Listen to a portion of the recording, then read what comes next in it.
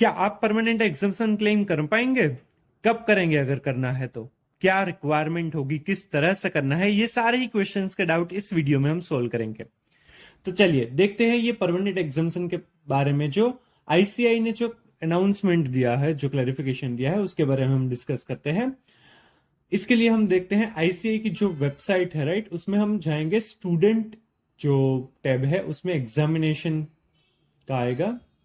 तो यहाँ पर जो एग्जामिनेशन का टैब है उसमें क्लिक करेंगे तो यहाँ पर मिलेगा एग्जामिनेशन में, यह है एग्जामिनेशन मई और जून 2024। उस पर मैं क्लिक कर रहा हूं। यहाँ पर है मई 2024 guidance notes for continuing the exhausted exemption, making exemptions permanent. तो ये जो पीडीएफ है उसमें ये सारे ही क्लैरिफिकेशन दिए हुए हैं। तो चलिए उसी में से समझते हैं कि किस तरह से ये जो एग्जाम्शन है उसको परमानेंटली आप अवेल कर पाएंगे। जो फर्स्ट पॉइंट दिया है, those candidates who have secured exemption from May 22 examination onwards will have the option for continuing the said exemption immediately on exhaustion of the same। मतलब कि ये जो परमानेंट एग्जाम्शन है वो मई 22 या उसके बाद के एग्जाम्स, अगर उसके बाद के टाइम में अगर आपको एग्जाम्शन मिला है तो आप ये क्लेम कर पाएंगे। क्योंकि ऑब्वियसली है कि मई 22 के पहले के एग्जाम्शन है वो तो आपको नवंबर 23 की एग्जाम के पहले ही एग्जॉस्ट हो चुके होंगे। मई 22 में अगर आपको एग्जाम्शन मिला है तो आपका पहला टेम्पो एग्जाम्शन के लिए था नवंबर 22, फिर मई 23 एंड नवंबर 23। तो आपके 3 एग्जाम्शन नवंबर 23 में एग्जॉस्ट हुए थे। बट अभी न्यू स्कीम में एक ऐसा स्कीम दिया गया है कि आपको अगर ये एग्जाम्शन परमानेंट करना है तो आपको बाकी के जो रिमेनिंग पेपर्स है उसमें आपको 50% मार्क्स लाने होंगे इंस्टेड ऑफ 40% मार्क्स। जो इंडिविजुअल सब्जेक्ट वाइज 40% का मार्क्स का क्राइटेरिया है, वो अगर आपको परमानेंट एग्जाम्शन क्लेम करना है तो बाकी के पेपर में आपको 40 मार्क्स की जगह पर 50 मार्क्स लेकर आने रहेंगे। तो अगर आपका मई 22 में एग्जाम्शन मिला हुआ है तो आप इस एग्जाम्शन को कैरी फॉरवर्ड कर पाएंगे, आप परमानेंट एग्जाम्शन कंसिडर कर पाएंगे, प्रोवाइडेड कि आपको जो रिमेनिंग पेपर है उसमें आपको 40 की जगह पर 50 मार्क्स लाने होंगे वो पेपर को पास करने के लिए। यहां पर एग्जांपल दिया है, candidates who have secured exemption in May 22 exam which was valid till November 23 C exam will get the option to continue their exemption on exhaustion of the said exemption after the declaration of November 23 result। जो May 22 में exemption मिला था वो November 23 में तक valid था, right, और वो अब एग्जॉस्ट हो गया है। बट अब November 23 के रिजल्ट के बाद ये एग्जाम्शन आप परमानेंटली क्लेम कर पाएंगे। Likewise, those candidates who have secured exemption in November 22 exam, which is valid till May 24 C exam, will get the option to continue their exemption on exhaustion of this said exemption after declaration of May 24 results and so on। अगर आपको November 22 में कोई exam में exemption मिला था, कोई paper में exemption मिला था, तो आप वो May 24 के रिजल्ट के बाद परमानेंट एग्जाम्शन क्लेम कर पाएंगे। अभी जो विंडो ओपन हुआ है परमानेंट एग्जाम्शन क्लेम करने के लिए वो सिर्फ May 22 में जिस को भी एग्जाम्शन मिला था उसके लिए है। May 22 के पहले के कोई भी एग्जाम्शन आप यहां पर परमानेंट एग्जाम्शन में आप क्लेम नहीं कर पाएंगे। बट May 22 के ऑनवर्ड्स जो होगा, May 22 का कंप्लीट एग्जॉस्ट हो गया है November 23 में, तो वो May 24 ऑनवर्ड्स अगर आपको करना है तो अभी आप क्लेम कर पाएंगे। और November 22 से मिला है वो May 24 के रिजल्ट के बाद, May 23 में अगर आपको मिला है तो वो आप November 24 के एग्जाम के बाद, November 24 के रिजल्ट के बाद आप क्लेम कर पाएंगे और उसी तरह से वो कंटिन्यू रहेगा, राइट। चलिए फिर देखते हैं सेकंड पॉइंट जो दिया है, exemption in any papers that has become exhausted upon declaration of the result of immediately succeeding third exam will be shown to the candidates as per dates given in important dates area at link यहां पर दिया हुआ है। तो वो आप 15 फरवरी से लेकर 9 मार्च तक यहां से देख पाएंगे कि आपके कौन से एग्जाम्शन है वो आप क्लेम कर पाएंगे। मतलब May 22 के बाद May 22 में जो आपको एग्जाम्शन मिले होंगे उसके लिए आप यहां पर क्लेम कर पाएंगे परमानेंट एग्जाम्शन के लिए। वो आपको 9 मार्च से पहले करना है क्योंकि 9 मार्च है वो last date of exam registration, जो फॉर्म भरना है उसके लिए वो लास्ट डेट है, तो उसके पहले पहले ये करना रहेगा। The candidate desirous of making exhausted exemption permanent will have to apply for the same at, यहाँ पर लिंक दी है, by using their SSP login ID and password. यहाँ पर जो लिंक है उसमें क्लिक करेंगे तो उसमें आपको एसएसपी लॉगिन आईडी पासवर्ड से लॉगिन करना है और फिर आप ये एग्जाम्शन है उसे परमानेंट एग्जाम्शन क्लेम कर पाएंगे। ये जो पीडीएफ है उसका मैं लिंक आपको डिस्क्रिप्शन में भी दे दूंगा, तो आप वहां से देख सकेंगे। फिर फोर्थ पॉइंट दिया है, candidates will get only one chance to make exemption permanent, that is exemption secured in May 22 and getting exhausted after conduct of November 23 exam will be shown before the conduct of May 24 exam as per specified dates, and if not made permanent by candidate during the period then that exemption will lapse forever. तो यहां पर आपका May 22 का जो exemption है वो आप May 24 की एग्जाम के पहले क्लेम कर पाएंगे। तो अभी जो पीरियड वो विंडो ओपन हुआ है तो उसमें आप May 24 के लिए वो क्लेम, May 24 ऑनवर्ड्स के लिए वो एग्जाम्शन परमानेंट कर सकेंगे। उसके बाद आपको ये मौका नहीं मिलेगा, May 22 का एग्जाम्शन आप कैरी फॉरवर्ड नहीं कर पाएंगे, उसके बाद वाला होगा तो वो कर पाएंगे, राइट। तो मतलब जो भी ये एग्जाम्शन क्लेम करना होगा वो जैसे ही 3 अटेम्प्ट्स खत्म हो जाएंगे उसके बाद जो रिजल्ट आएगा वहां से लेकर नेक्स्ट जो एग्जामिनेशन का पीरियड होगा उसके पहले, मतलब वहां तक के एग्जाम फॉर्म भरे जाएंगे तब तक वो आप क्लेम कर पाएंगे। If a candidate has exemption in 2 papers of the same group, for example, paper 1 and 2 of group 1 that are offered in this window, then he or she has to apply either of making both exemption, that is paper 1 and paper 2 in group 1 permanent, or let both the exemption lapse. He or she cannot opt to continue exemption in one paper and let it lapse in another paper. तो यहां पर क्या होगा कि अगर आपको 2 paper में exemption है, राइट, उस ग्रुप के, तो उस ग्रुप के जितने भी एग्जाम्शन, मतलब मैक्सिमम 2 ही एग्जाम्शन हो सकते हैं क्योंकि अभी एक ग्रुप में 3 ही पेपर है। तो अगर आपको उस ग्रुप में 3 में से 2 में एग्जाम्शन है तो आपको दोनों ही एग्जाम्शन क्लेम करने कंपलसरी रहेंगे। आपको इधर और का ऑप्शन नहीं मिलेगा, आपको दोनों ही एग्जाम्शन को क्लेम करना है या फिर आपको दोनों को ही लैप्स करना रहेगा। तो आपके पास ऑप्शन होगा कि आपको दोनों ही करना है या कोई भी नहीं करना है। आप 2 में से कोई एक एग्जाम्शन कैरी फॉरवर्ड करे ऐसा नहीं चलेगा, दोनों को ही एग्जाम्शन कैरी फॉरवर्ड करना चाहिए। और वैसे भी वो एडवाइजेबल है ना, क्यों ही, अगर 2 में एग्जाम्शन है तो दोनों ही हम करेंगे ना, राइट, एक ही पेपर देना रहेगा फिर तो वो इजी ही रहता है। फिर है, upon making an exemption permanent for any group the candidate will have to pass the relevant group with at least 50% marks in each of the remaining papers of that group.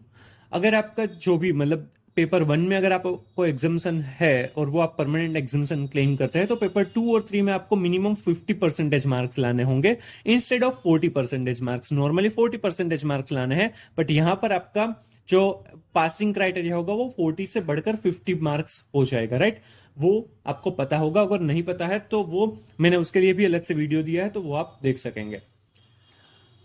फिर है, there will be no correction window और windows, there is no correction window और window with late fees after inputs are taken. एक बार आपने उसमें details डाल दी ना, उसके बाद आप वो करेक्शन नहीं कर पाएंगे और वो लेट फीस के साथ भी वो विंडो ओपन नहीं होगा। आपको एक बार अच्छे से ही करना है, उसके बाद आप वो नहीं कर पाएंगे। फिर है, candidates will have the option to surrender और reappear in the exempted papers. उस एग्जाम्शन जो भी एग्जम्प्टेड पेपर है उसमें आपके पास ऑप्शन रहेगा कि वो सरेंडर कर सकते हैं या फिर सरेंडर करके रीअपीयर कर सकते हैं। अगर आपने वो परमानेंट एग्जाम्शन क्लेम कर लिया है फिर आपके पास ऑप्शन होगा कि आप वो सरेंडर करके रीअपीयर कर सकते हैं, तो आपके जो रिमेनिंग पेपर्स के मार्क्स है वो 50 से कम होकर हो जाएंगे, 40 मार्क्स हो जाएंगे। Candidates securing exemption in paper 4 of final in May 22, November 22, May 23 or November 23 exams will automatically get permanent exemption from appearing in self-paced module set A and need not apply। ये अच्छी बात है कि अगर आपको paper 4 जो corporate and economic law था CA final में, अगर उसमें एग्जाम्शन मिला है तो आपको May 22, November 22, May 23 या November 23 इस 4 में से कोई भी अटेम्प्ट में अगर आपको पेपर 4 में अगर एग्जाम्शन मिला है तो आपका सेल्फ पेस्ट का जो सेट ए है वो एग्जाम्प्ट हो जाएगा। Student securing exemption in paper 5 of final in May 22, November 22, May 23 और November 23 exams will get permanent exemption from appearing in self paced module set B and need not apply. अगर आपका CA final में paper 5 जो strategic cost and performance management था, right, उसमें पर SCMP में अगर आपको एग्जाम्शन था तो आपको सेट बी जो सेल्फ पेस्ट का है वो आपका परमानेंट एग्जाम्शन हो जाएगा, उसके लिए आपको अपीयर करने की जरूरत नहीं है May 22, November 22, May 23 या November 23 में। If there is a permanent exemption in a group, then no new exemption will granted in that group। अगर आपका कोई भी एक में परमानेंट एग्जाम्शन है, फॉर एग्जांपल इस May 24 में आपको पेपर 1 आपने परमानेंट एग्जाम्शन क्लेम कर लिया है, तो अगर आपको May 24 में दूसरे किसी सब्जेक्ट में, दूसरे किसी पेपर में अगर आपको एग्जाम्शन मिलता है तो वो एग्जाम्शन ग्रांट नहीं होगा। उसमें आपको जो रिमेनिंग पेपर्स है वो रिमेनिंग पेपर्स आपको क्लियर करने ही होंगे, उसमें एग्जाम्शन नहीं मिलेगा। क्योंकि वैसे भी एग्जामेशन के लिए क्राइटेरिया था कि आपको ग्रुप के सारे ही पेपर अपीयर करने हैं। तो अगर आपका परमानेंट एग्जामेशन है तो ऑब्वियसली आप सारे ही पेपर अपीयर नहीं कर पाएंगे, तो वो क्राइटेरिया फुलफिल नहीं होता है। इसलिए भी आपको वो दूसरे किसी पेपर में एग्जामेशन नहीं मिलेगा अगर आपने एक बार परमानेंट एग्जामेशन क्लेम कर लिया तो। And if a candidate opts for continuing the exemption after exhausting the same, then the exempted marks will be limited to 50 and excess marks of the permanent exempted paper cannot considered for complying with the 50% aggregate marks requirement of the same or other group। मतलब कि अगर क्या होगा कि आपका एक paper में एग्जामेशन है, राइट, तो वो एग्जामेशन के जो मार्क्स होंगे ना वो 60 अप तो होंगे ही मिनिमम, तो वो 60 या 60 अप है तो वो अब सिर्फ 50 ही कंसिडर किए जाएंगे। तो आपका उस 50 के साथ टोटल है ना वो 50% होना चाहिए। अगर हम वो ग्रुप की बात करेंगे ना तो क्या होगा कि अगर आपको एक ग्रुप में टोटल जो एक पेपर में एग्जामेशन मिला है तो बाकी के दो पेपर्स आप अगर अपीयर करने वाले हैं तो जो बाकी के दो पेपर्स है उसमें आपको मिनिमम 50-50 तो लेकर ही आने हैं, और वो पूरे ग्रुप का टोटल होना चाहिए 50%, दैट इज 300 मार्क्स का टोटल ग्रुप का मार्क्स होगा तो आपको 150 मार्क्स लाने होंगे। तो अब वैसे देखने चाहेंगे तो आपका पेपर 1 में एग्जामेशन है तो वो 60 मार्क्स का एग्जामेशन था, अगर आपको वो यहाँ पर एग्रीगेट के लिए सिर्फ 50 ही काउंट किए जाएंगे। और अगर आपके दूसरे जो पेपर्स है पेपर 2 और 3 अगर उसमें भी आपको 50-50 मार्क्स आ गए तो भी 150 मार्क्स तो हो ही जाएंगे। इसलिए अगर ग्रुप वाइज देखेंगे तो शायद ये इतनी कोई प्रॉब्लमेटिक चीज है ही नहीं, तो फिर आपको कुछ कंसिडर करने की जरूरत नहीं, ये पॉइंट आपके लिए यूजलेस है क्योंकि वैसे भी वो 50% तो हो ही जाने वाला है एग्रीगेट। बट अगर आपका हम सेट ऑफ वाली अगर कुछ चीज देखें ना तो इसमें प्रॉब्लम हो सकता है, क्योंकि अगर आपको एक ग्रुप आपने दिया है उसमें पेपर 1 में एग्जामेशन है तो पेपर 2 एंड 3 देने वाले हैं और ग्रुप 2 देने वाले हैं, तो उसमें सेट ऑफ ग्रुप मिल सकता है आपको। तो यहां पर क्या हो सकता है कि अगर आपका पेपर जो ग्रुप 1 है वो पास करने के लिए तो आपको पेपर 2 और पेपर 3 में 50-50 मार्क्स लेकर ही आने होंगे, राइट। बट आपको जो सेकंड ग्रुप में अगर ऐसा होगा कि अगर आपका पेपर 1 में एग्जामेशन है तो वो जो पेपर 1 के एग्जामेशन के जो मार्क्स थे हमने सोचा कि 60 मार्क्स है मिले हैं तो उसमें सिर्फ 50 ही काउंट किए जाएंगे, तो वहां पर 10 मार्क्स का लॉस हो सकता है जो आपको ग्रुप 1 और ग्रुप 2 के एग्रीगेट में प्रॉब्लम हो सकती है। ग्रुप 1 के एग्रीगेट में प्रॉब्लम नहीं होगी क्योंकि वहां पर तो पेपर 2 और पेपर 3 के जो मार्क्स है वो वैसे भी 40 से बढ़कर 50 हो ही गए हैं, तो वहां पर तो आपका एग्रीगेट 150 हो ही जाने वाला है। बट ग्रुप 1 और ग्रुप 2 दोनों के ही अगर टोटल की बात करें ना जिसमें हमारा टोटल 600 हो जाता है और उसमें से आपको 50% मतलब कि 300 लेना है, तो वो सेट ऑफ वाले में प्रॉब्लम हो सकता है। उस सेट ऑफ में आपको जिस पेपर में एग्जामेशन मिला है जिसका आपने परमानेंट एग्जामेशन लिया है उस पेपर का आपको 50 मार्क्स से ज्यादा का बेनिफिट नहीं मिलेगा, वहां पर प्रॉब्लम हो सकती है। ग्रुप वाइज में वो प्रॉब्लम नहीं होगी, राइट। तो ये पूरा ही पीडीएफ था, होप आपको समझ में आ गया होगा। नीचे जो दिया है वो सिर्फ पेपर वाइज एग्जामेशन किस तरह से मिल रहे हैं वो है, जैसे कि अगर आपका सीए फाइनल में अगर आपका पेपर 1 फाइनेंशियल रिपोर्टिंग एग्जाम था तो न्यू कोर्स में भी फाइनेंशियल रिपोर्टिंग एग्जाम हो जाएगा। अगर आपका पेपर 2 एसएफएम ओल्ड कोर्स में एग्जामेशन मिला था तो न्यू कोर्स में AFM advanced financial management exam हो जाएगा। अगर आपका ओल्ड कोर्स में एडवांस ऑडिटिंग अगर आपका एग्जाम था तो न्यू कोर्स में भी पेपर 3 एडवांस ऑडिटिंग है वही एग्जाम हो जाएगा। अगर आपका ओल्ड कोर्स में corporate and economic law paper 4 exam था तो न्यू कोर्स में set A of self based online module exam हो जाएगा। अगर आपका paper 5 strategic cost management and performance evaluation वो एग्जाम था तो आपका न्यू कोर्स में self based online module set B strategic cost and performance management आपका एग्जाम हो जाएगा। अगर आपका सीए फाइनल में पेपर 6 ओल्ड कोर्स में इलेक्टिव पेपर एग्जाम था तो न्यू कोर्स में paper 6 integrated business and solutions exam हो जाएगा। अगर आपका पेपर 7 डायरेक्ट डीटी अगर एग्जाम था तो न्यू कोर्स में पेपर 4 डीटी एग्जाम हो जाएगा। अगर आपका ओल्ड कोर्स में पेपर 8 में इनडायरेक्ट टैक्स में एग्जामेशन था तो आपका न्यू कोर्स में पेपर 5 इनडायरेक्ट टैक्सेशन में एग्जामेशन मिलेगा। वैसे ही इंटरमीडिएट के लिए भी दिया है कि अगर आपका ओल्ड कोर्स में पेपर 1 अकाउंटिंग एग्जामेशन मिला था तो आपको न्यू कोर्स में पेपर 1 एडवांस्ड अकाउंटिंग में एग्जामेशन मिलेगा। अगर आपका paper 2 corporate and other law में एग्जामेशन था तो आपको न्यू कोर्स में paper 2 corporate and other law में एग्जामेशन मिलेगा। अगर आपका paper 3 cost and management accounting में एग्जामेशन था तो आपको न्यू कोर्स में paper 4 cost and management accounting में एग्जामेशन मिलेगा। अगर आपको पेपर 4 टैक्सेशन में एग्जामेशन था ओल्ड कोर्स में तो आप न्यू कोर्स में पेपर 3 टैक्सेशन में एग्जामेशन ले सकते हैं। पेपर 5 एडवांस अकाउंटिंग में अगर एग्जामेशन था तो न्यू कोर्स में पेपर 1 एडवांस अकाउंटिंग में एग्जामेशन मिलेगा। ओल्ड कोर्स में पेपर 6 ऑडिट में अगर एग्जामेशन था तो न्यू कोर्स में पेपर 5 ऑडिट में एग्जामेशन मिलेगा। अगर आपका ओल्ड कोर्स में पेपर 7 ईआईएसएसएम में अगर एग्जामेशन था तो न्यू कोर्स में पेपर 6 एफएमएसएम में एग्जामेशन मिलेगा। और अगर ओल्ड कोर्स में पेपर 8 FM इको में अगर एग्जामेशन था तो न्यू कोर्स में पेपर 6 FMSM में एग्जामेशन मिलेगा, राइट। तो इस तरह से वो एग्जामेशन है। और यहाँ पर आपको क्लैरिफिकेशन के लिए फाइनल और इंटरमीडिएट के लिए मेल आईडी भी दिया है, तो आप वहां पर भी अगर आपको कुछ क्लैरिफिकेशन हो तो वहां पर आप मेल कर सकते हैं। और अगर इसमें भी आपको कुछ और भी डाउट है तो आप कमेंट करके भी मुझे भी बता सकते हैं, मुझे भी जितना पता होगा वो मैं आपको सोल्व करके बताऊंगा।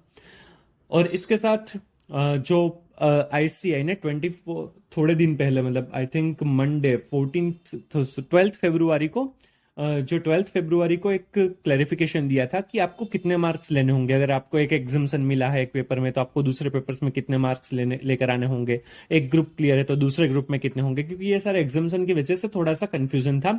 इसीलिए ICAI ने पूरे ही क्लैरिफिकेशन के साथ वो सारे ही केस सिनेरियोस कवर अप कर दिए हैं। तो अगर आपने वो अभी तक नहीं देखा तो आप देख सकते हैं। आपको यहाँ पर आपको यहाँ पर लेफ्ट साइड पे आपको CA इंटर के जो केस सिनेरियोस है उसका वीडियो मिल जाएगा, और आपको राइट साइड पर CA फाइनल के जितने केस सिनेरियोस है उसका वीडियो मिल जाएगा। And don't forget to subscribe the channel and please like and share the video. Thank you so much.